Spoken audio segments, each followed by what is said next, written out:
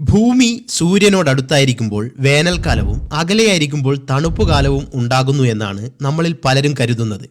എന്നാൽ ഈ ധാരണ തെറ്റാണ്. ഭൂമി അതിൻ്റെ ആക്സിസ് അല്ലെങ്കിൽ അച്ചുതണ്ട് എന്ന് വിളിക്കപ്പെടുന്ന ഒരു സാങ്കല്പിക രേഖയെ ആധാരമാക്കിയാണ് കറങ്ങുന്നത്. ഈ ആക്സിസ് നേരെ കുത്തനെയുള്ളതല്ല. അത് ഇതുപോലെ ഏകദേശം 23.5 ഡിഗ്രി ചരിഞ്ഞാണ് ഇരിക്കുന്നത്. ഭൂമി സൂര്യനെ വലം വെക്കുമ്പോഴും ഈ ചരിവ് ഒരേ ദിശയിൽ തന്നെ തുടരുന്നു.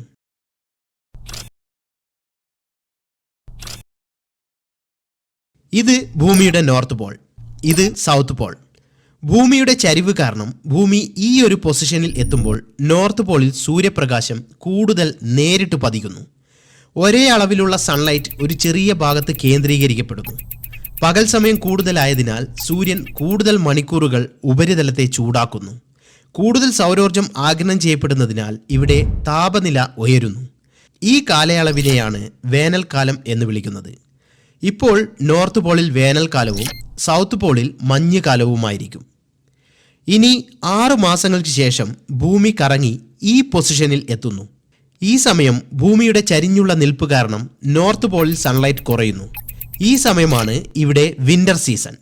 ഇതേ സമയം സൗത്ത് പോളിൽ സമ്മർ സീസൺ ആയിരിക്കും. അതുകൊണ്ട് മനസ്സിലാക്കുക, സൂര്യനിൽ നിന്നുള്ള അകലം കൊണ്ടല്ല ഭൂമിയിൽ സീസൺസ് ഉണ്ടാകുന്നത്. അത് ഭൂമിയുടെ ആക്സിസിൻ്റെ 23 ഡിഗ്രി ചരിവ് കൊണ്ടാണ് സംഭവിക്കുന്നത്.